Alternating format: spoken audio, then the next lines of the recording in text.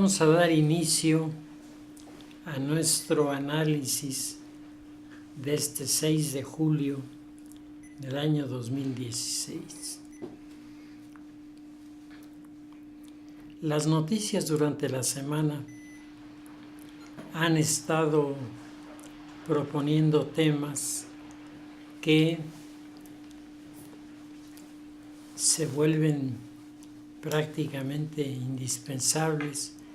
para poder explicar el contexto de estos acontecimientos.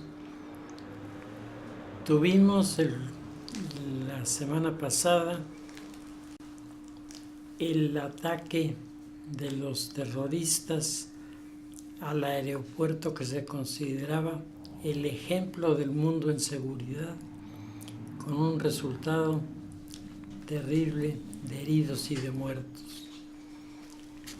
Tuvimos al mismo tiempo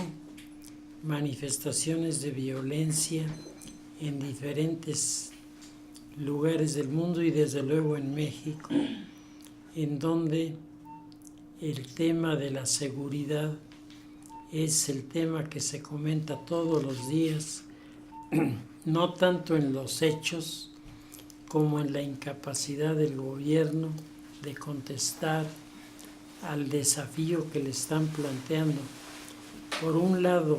en lo político y económico la coordinadora y por otro lado el crimen organizado, que el sistema político mexicano hasta el momento ha sido incapaz de descifrar el mecanismo de funcionamiento de estos grupos y por lo tanto estos grupos siguen creciendo. El tema del terrorismo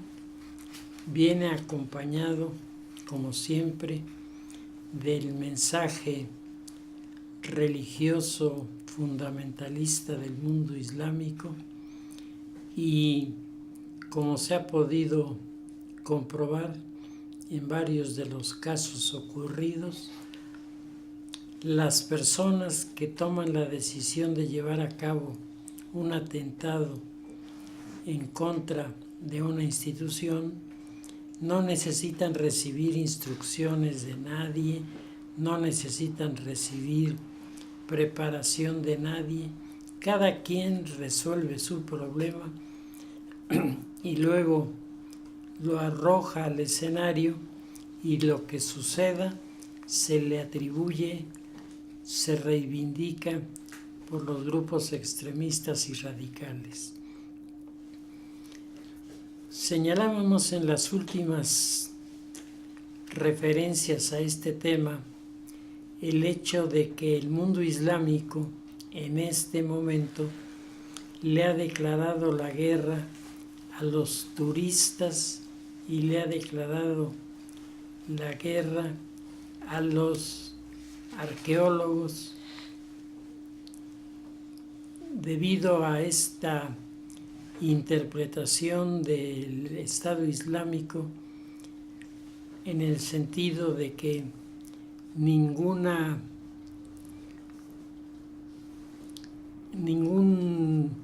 vestigio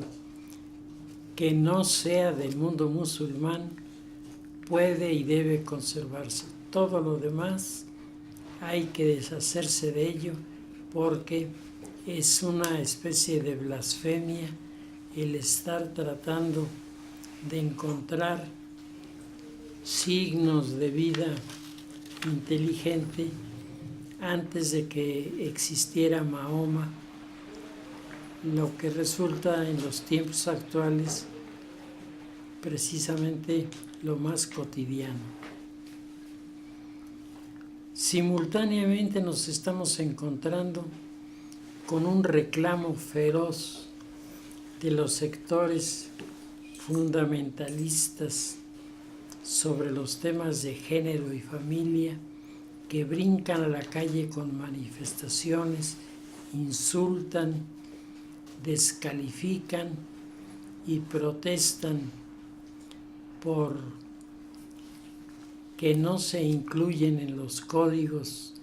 constitucionales los comportamientos y los derechos de minorías verdaderamente insignificantes que tienen derecho a reclamar su reconocimiento, pero no tienen ningún derecho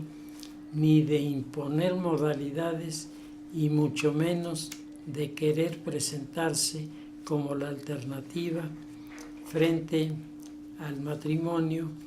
que es una institución milenaria que ha venido demostrando su eficacia en el mantenimiento de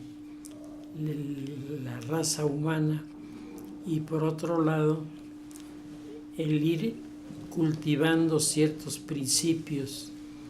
y ciertos valores que a la larga, después de generaciones que lo han aceptado y asimilado, pues constituyen esa riqueza de la civilización occidental cristiana en sus orígenes, que para enfrentar al mundo islámico hoy se encuentra en dificultades, ya que su actitud, la actitud de la sociedad, es la de renegar de las instituciones cristianas y pretender resolver los problemas con las cosas que tienen a mano, o hablando en nombre de una libertad que parece no tener límites, negando al mismo tiempo la libertad a otros de expresar sus puntos de vista. Hace apenas unos días apareció en el periódico El País una declaración a plana completa de los grupos de derechos humanos, que comenzaba señalando que se había propuesto una reforma constitucional en el estado de Veracruz, en donde se pedían cosas abominables, como por ejemplo, decía, ni más ni menos se está diciendo que la concepción de la fecundación de un óvulo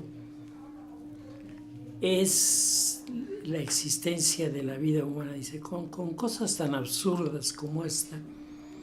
de que los primeros meses de la gestación no se trata de seres humanos, sino se trata de productos biológicos que pueden ser aceptados o rechazados. Dice, ahora los grupos católicos pretenden el absurdo de reconocer la vida en el momento de la concepción y pretenden negarle el derecho legítimo a los niños sin padres y a los padres sin hijos a unirse a través de la adopción, lo que también está siendo cuestionado. La propia lectura del documento pues da bastante que pensar, porque una minoría verdaderamente significativa está tratando de imponerle a toda la comunidad sus puntos de vista, y los legisladores, que serían los que en este caso debieran establecer con precisión estos argumentos, en lugar de eso se sienten provocados por quien les pide ayuda y se sienten totalmente ajenos a la problemática en la que teóricamente deberían intervenir. Los fenómenos de las corrientes estas ideológicas del género, de los nuevos modelos, entre comillas, de familia, etc., vienen acompañados de un desafío a la Iglesia, de un desafío a los obispos y a los sacerdotes, al mismo tiempo que otros grupos se desgarran las vestiduras y rechazan la sola presencia de la Iglesia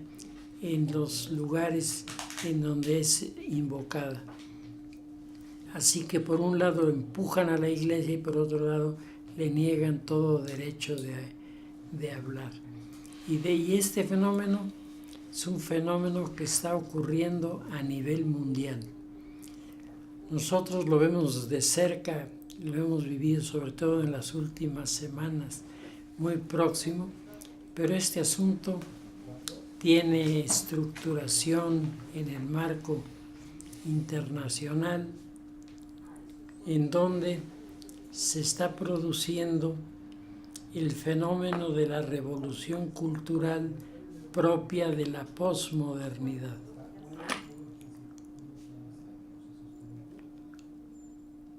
Es importante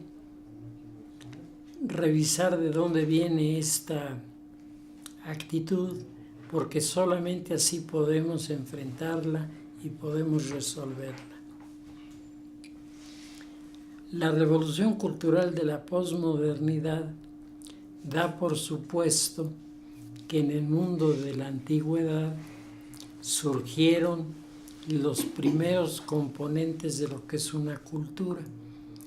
Apareció el lenguaje hablado y el lenguaje escrito, que se convirtieron en elementos de comunicación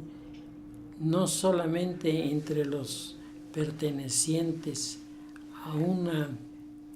etnia en particular, sino vistos desde una perspectiva de cultura más amplia y por lo tanto que involucraba a mucho más personas de las que hablaban y escribían los lenguajes antiguos. El lenguaje es el recurso imposible de ignorar en el tema de las culturas, porque la cultura está construida a lo largo de siglos en torno a cosas que se han escrito, que se han dicho, que se han pensado y que van engarzando unas con otras, dándonos eso que hoy llamamos la cultura occidental. En el mundo más antiguo, allá en la alborada de la historia de la humanidad, apareció la cultura mesopotámica, que es como la primera muestra de los avances que se pueden obtener con el desarrollo de la lengua hablada y la lengua escrita. Estos dos factores son claves. Los que habían escrito sobre su cultura aportaron y aportan hoy para la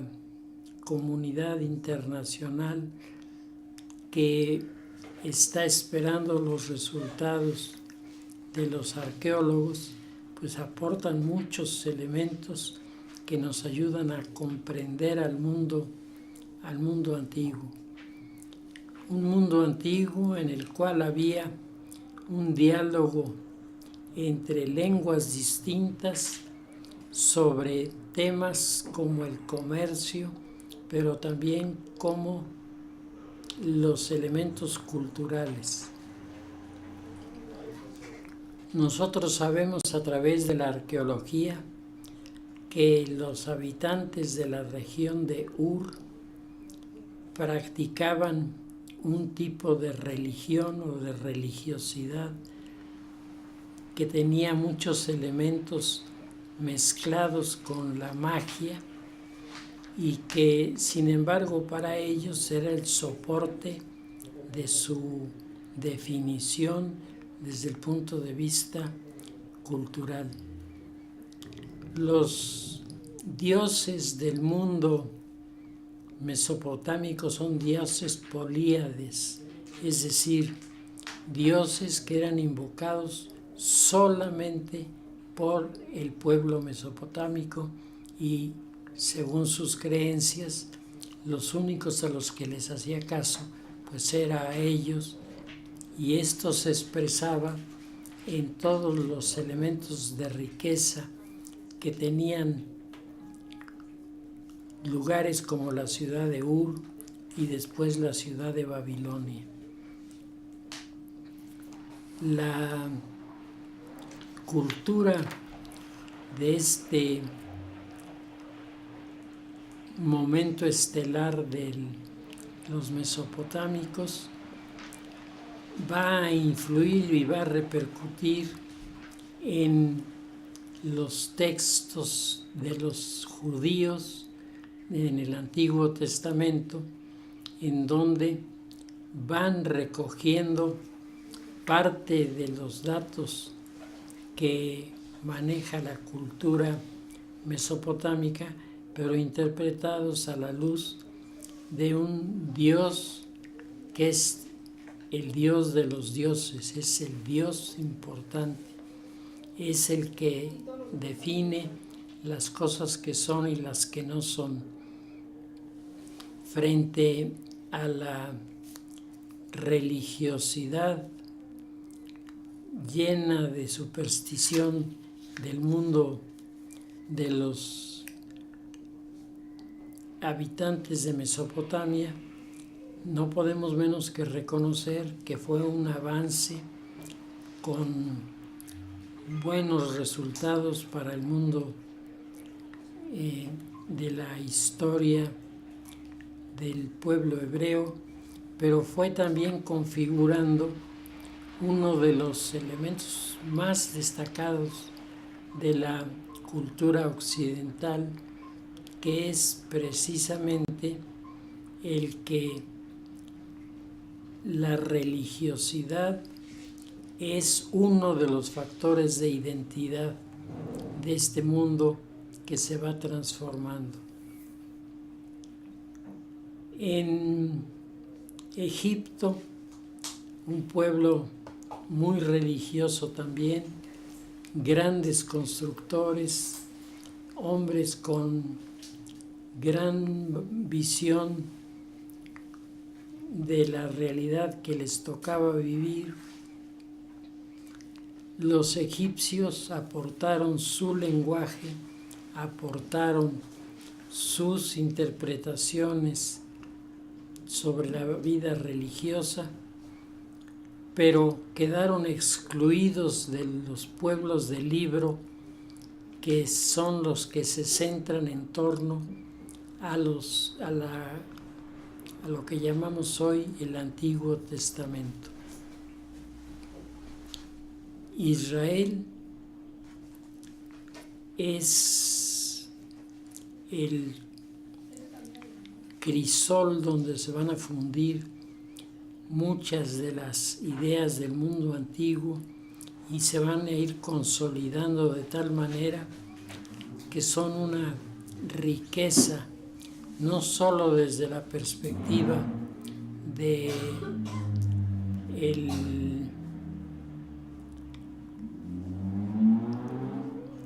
la práctica de la religión, sino sobre todo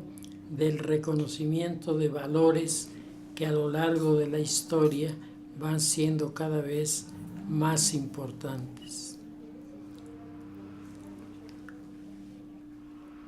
La cultura sigue configurándose en Europa, primero con esta aportación del mundo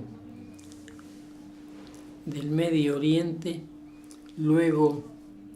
con aportaciones propias y desde luego la irrupción aquí del mundo de los romanos, en donde ocurrieron acontecimientos que marcaron la historia.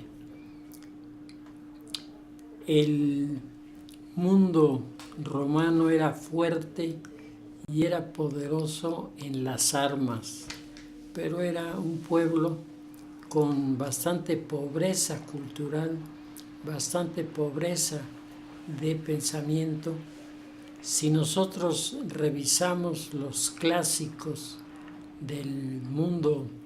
romano en la época del nacimiento de Cristo, nos encontraremos que estaban los libros escritos por Cicerón sobre la República, que eran libros de teoría política, en donde el mérito de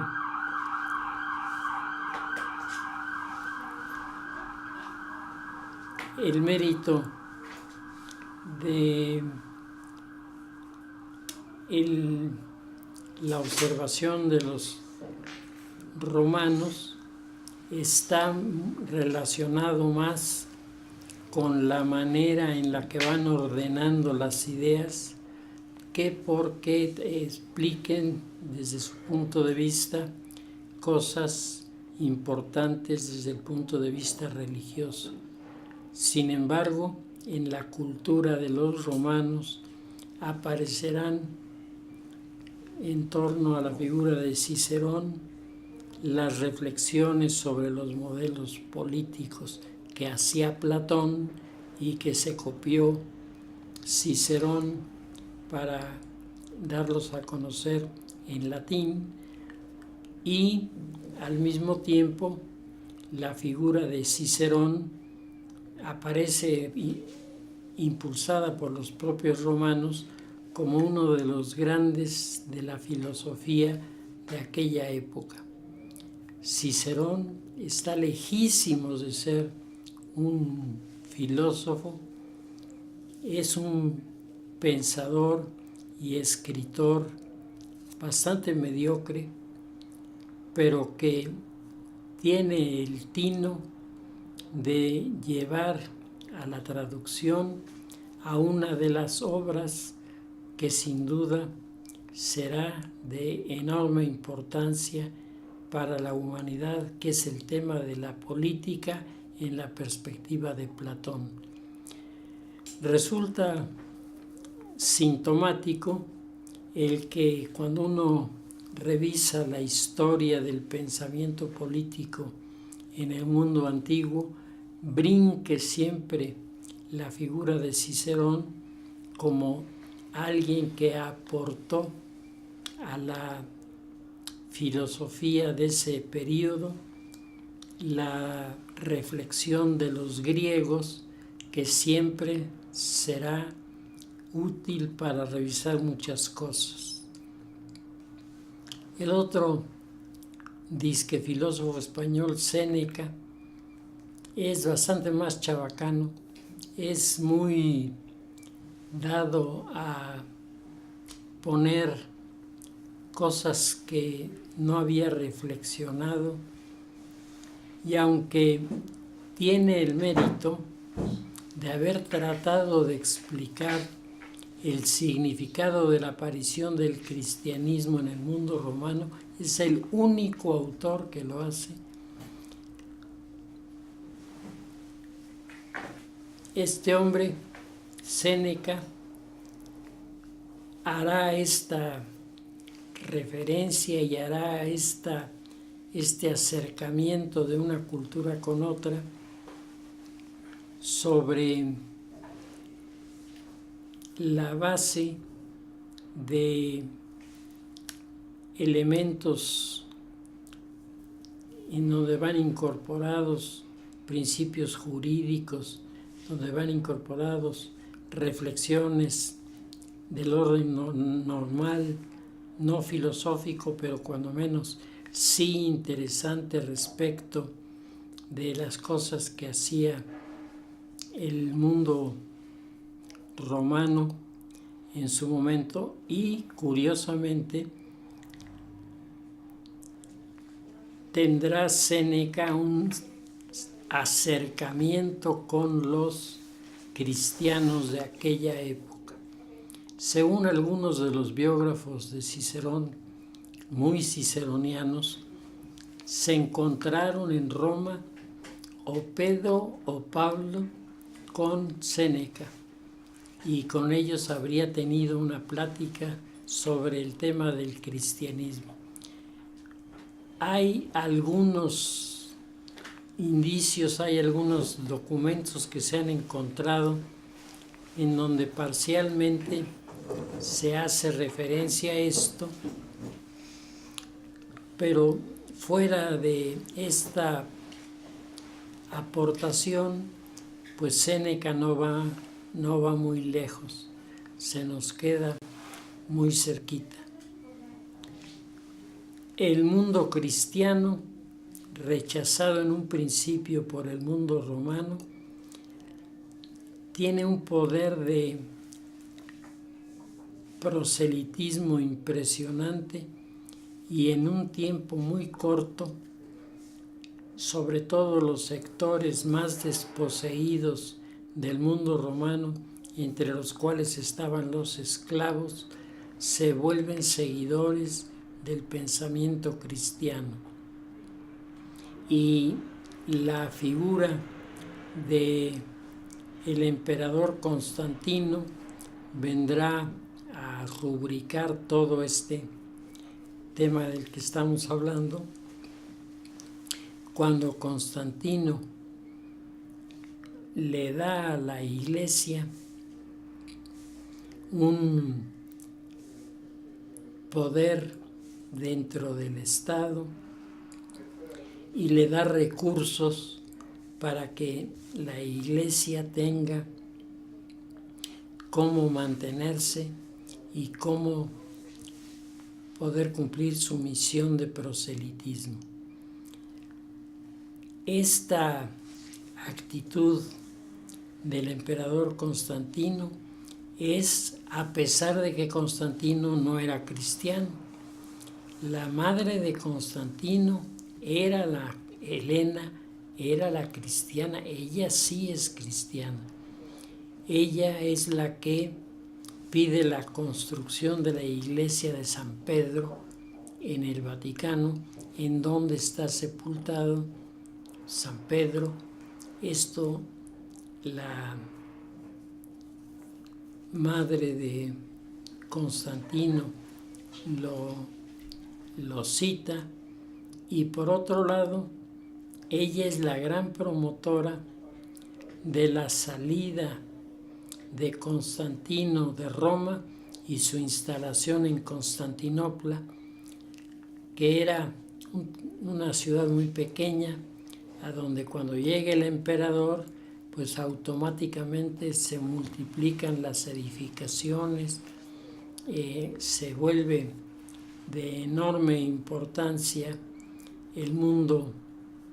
de los seguidores de la iglesia en esta zona. La iglesia termina la Edad Antigua siendo la única institución que se mantiene.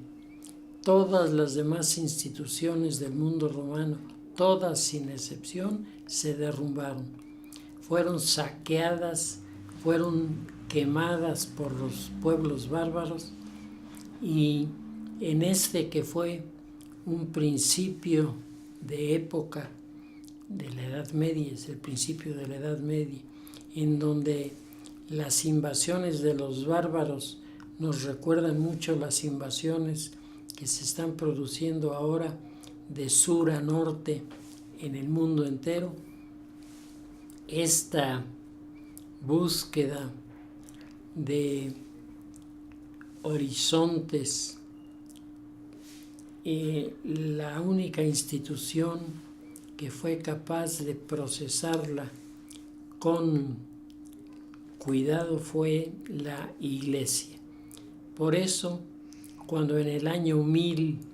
se produce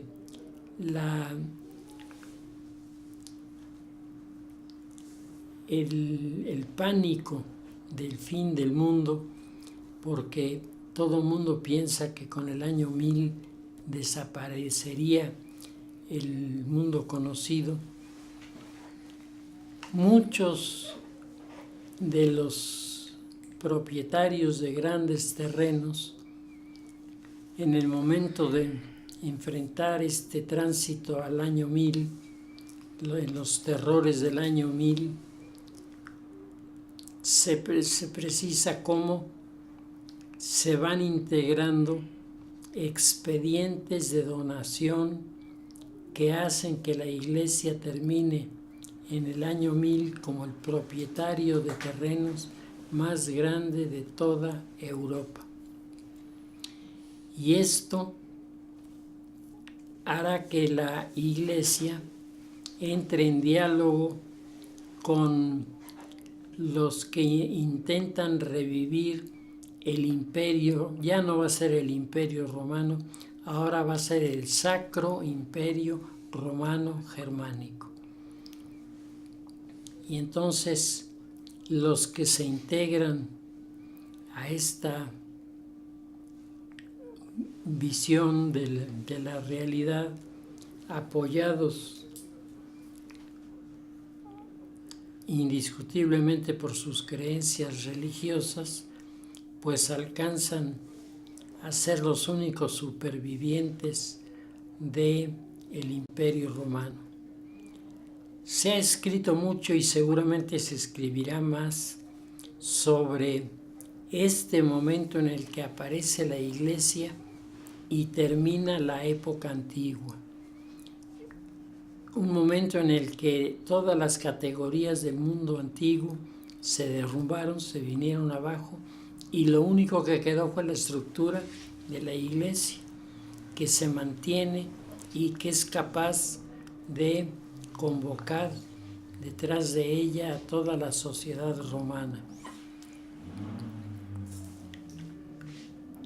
El Sacro Imperio Romano Germánico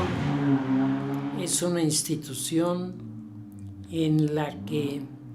el emperador no es hereditario, sino electivo, y los príncipes electores están divididos en facciones semejantes a los partidos hoy. De un lado están los güelfos, los seguidores de la casa de Welf, que son los que apuntan que el Papa tiene el derecho a gobernar en el mundo porque es el único poder legítimo que existe en toda la tierra. Por lo tanto, le corresponde al Papa gobernar. Y gobernar a través de los emperadores, a los cuales tiene el derecho irrestricto de señalar, de designar, ante la propuesta de una terna que le entregan los príncipes electores, y que el Papa, después de revisarla, dice quién de los que está ahí va a ser el amo y señor de este imperio. El otro grupo en el que estaba dividido el mundo era el de los Weibelingens o gibelinos, según los italianos. Estos decían que el texto del Evangelio era clarísimo. A la pregunta de Pilatos a Cristo, ¿eres tú el rey? Y entonces él le dice, tú lo has dicho. Y entonces le dice, ¿y por qué entonces no te vienen a defender tus gobernados? ¿Dónde están tus soldados? Y entonces Cristo contesta con esa frase tan profunda: mi reino no es de este mundo. Entonces, pues eso desarma a Pilatos, porque Pilatos, que se había interesado por el tema del rey, o sea, él le tenía enfrente a un rey, entonces eso le daba para él la oportunidad de brillar tratando a algunos de los reyes, aunque fueran reyes de reinos muy pequeños de aquel territorio, pero se asombra cuando Cristo le dice: mi reino no es de este mundo. Los gibelinos dicen: allí Cristo está diciendo que ningún poder le corresponde a la Iglesia. Al revés, la Iglesia no tiene autoridad sobre el entorno. Sobre el entorno tiene autoridad el Estado, y la Iglesia debe estar sujeta al Estado en el marco de lo social y político, porque es el único que puede resolver los problemas que para la Iglesia serían imposibles de resolver. Uno de los güelfos más importantes es el emperador Otón I, conocido incluso en Europa y en Alemania como San Otón, pero en realidad no es un santo, es un emperador que le dijo al Papa: quiero donar a la Iglesia recursos para que pueda desarrollar plenamente su responsabilidad y su encargo, su enmienda, entonces su encomienda. Entonces, Otón I, en un pergamino rojo que se conserva en el archivo secreto del Vaticano, escribe que, siendo él emperador del Sacro Imperio, ha tomado la decisión de entregar en propiedad al Papa y a la Iglesia Católica los llamados estados pontificios. Y entonces los estados pontificios son utilizados por el Papa para, gobernándolos, allegarse recursos para su quehacer. Sin embargo, el resultado de este regalo no va a ser bueno. Dice Barbara Tuchman, la historiadora norteamericana: en el momento en el que Otón firmaba el pergamino que le daba el derecho de propiedad en los estados pontificios al Papa, los ángeles lloraron, porque era un regalo envenenado que colocaría a la Iglesia en una situación que no era la propia. Y de ahí viene el papel de la Iglesia como mediadora entre todos los conflictos que había en el mundo cristiano, en Europa, y todos recurrían a él, todos le preguntaban. Los papas tuvieron un inmenso poder en esa época, y como ocurre cuando las cosas pierden su sentido profundo, la Iglesia derivó a muchas realidades en donde el tema de la corrupción era un tema que se estaba gestando, y los papas comenzaron a alejarse de la figura del pastor para, siguiendo al Papa Francisco, acercarse más a la figura del príncipe. Los grupos de los nobles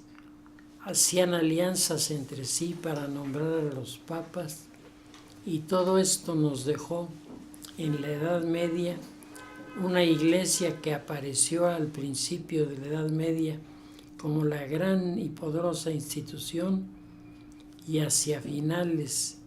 de la Edad Media y principios de la modernidad,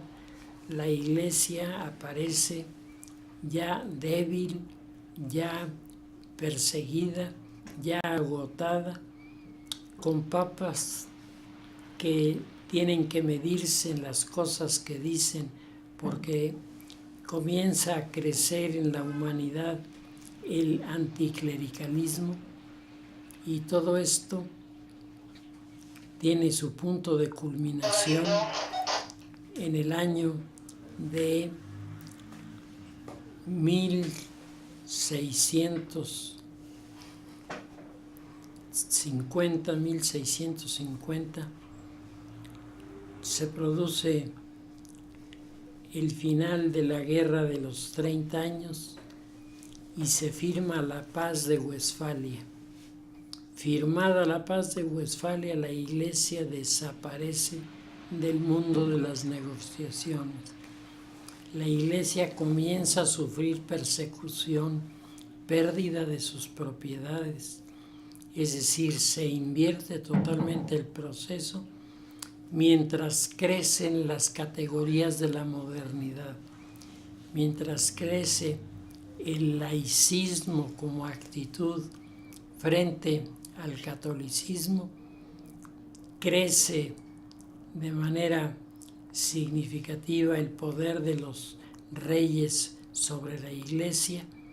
y en este sentido el protestantismo juega un papel fundamental, porque el protestantismo en primerísimo lugar significó la destrucción de los lazos que unían como súbditos a los príncipes alemanes, que ahora se declaran luteranos y no le hacen caso a la alianza del Papa con el imperio austriaco. Y al mismo tiempo que esto está ocurriendo, el triunfo de los gibelinos va haciendo que los reyes, y aquí la figura de Enrique VIII será fundamental, los reyes se den cuenta de cómo pueden cambiar la realidad en el mundo en el que les toca vivir. Todo es parte de la cultura. Todo esto que está ocurriendo son hechos que van creando la cultura occidental. Una cultura occidental que se sabe de raíz cristiana, pero que para la edad moderna está llamada por las investigaciones, por las actitudes nuevas ante la ciencia, por las formas nuevas de participación en la política. Todo esto que la Iglesia rechaza, dice el Papa Benedicto, la Iglesia con los sílabus perdió toda posibilidad de convivir con efectividad y presencia en los círculos intelectuales de la modernidad. Viene la Guerra de Unificación Italiana. El Papa se opone a la unificación italiana porque los estados pontificios están en medio del conflicto, pero los liberales encabezados por Garibaldi toman por asalto Roma y el Papa tiene que salir prácticamente huyendo, quedando vacante la sede de Roma y el Papa como itinerante. Es en este momento que un presidente mexicano le envía al Papa una carta en la que le ofrece la ciudad de Morelia para que se vaya a vivir y la convierta en el Vaticano, si así le conviene. Al mismo tiempo, otros países trataban de ayudar a la Iglesia, pero ya el deterioro que había venido acompañando a la institución y que ahora se hacía más evidente en algunos de los papas como los Borgia, que se volvieron, digamos, un muy mal ejemplo de lo que es una familia del Papa. Todo esto marca el fin de la Edad Media, el triunfo de la modernidad, y con el triunfo de la modernidad el desafío de la ciencia a la fe. Se anuncia que los estudios ya no tendrán contenido religioso, que el proceso de investigación tendrá bases totalmente racionales y de investigación al estilo liberal. Se habla a nombre de la libertad de los ciudadanos y esta libertad es usada en contra de la Iglesia. El Papa se refugia en la Ciudad del Vaticano, considerando que es su último reducto, y ahí permanecerá encerrado. Pío IX, León XIII, Pío X, Pío XI y Pío XII estarán encerrados en la ciudad de Roma, aunque a partir de 1903 con San Pío X comienzan a haber cambios que presagiaban lo que vimos nosotros surgir con fuerza y poco tiempo después. La cultura del mundo se considera la cultura laica, se considera el laicismo como la separación entre lo religioso y lo científico, no necesariamente por oposición ni por confrontación. La Iglesia cometió dos errores muy graves en el caso de los temas de la ciencia, asegurando que la Tierra era el centro del universo, en torno al cual giraba el universo, y su caída delante de la sociedad con este tema, más otras opiniones de la Iglesia que sobre temas como el evolucionismo se van presentando, hará que la Iglesia vaya perdiendo muchos de los caracteres que le dieron fuerza. Las escuelas parroquiales enseñaban a los niños básicamente el catecismo, enseñaban a los niños a leer y a escribir, enseñaban a los niños algunos principios de orden matemático, pero en términos generales ahí acababa lo que los párrocos podían enseñar. Dependiendo mucho del tipo de párroco con el que el niño se topara, podía aspirar a algo más, porque había hombres sabios, rectos, inteligentes en el mundo cristiano que llevaban a los niños por buen camino. Pero como no había manera de establecer modelos educativos semejantes, entonces cada quien enseñaba lo que más bien le parecía, y comenzaron los filósofos a primero deslindarse de la Iglesia, y en la etapa radical de la Revolución Francesa a atacar a la Iglesia. La figura de una prostituta colocada en el altar de Nuestra Señora en París habla de el deterioro que la Iglesia había tenido. Todo esto tiene un resurgimiento en el siglo XX, en donde la Iglesia va recuperando su prestigio, pero lo que la Iglesia no recupera es su autoridad. Esto le sigue siendo negado por un sector amplísimo de la comunidad. Lo que estamos viviendo en el momento presente es el desenlace de este proceso en el cual la Iglesia comenzó siendo la que marcaba el paso y hoy la Iglesia está tratando de recuperarlo con la actitud de los últimos papas, con las encíclicas actualizadas sobre los temas sociales, para que la Iglesia recupere un poco su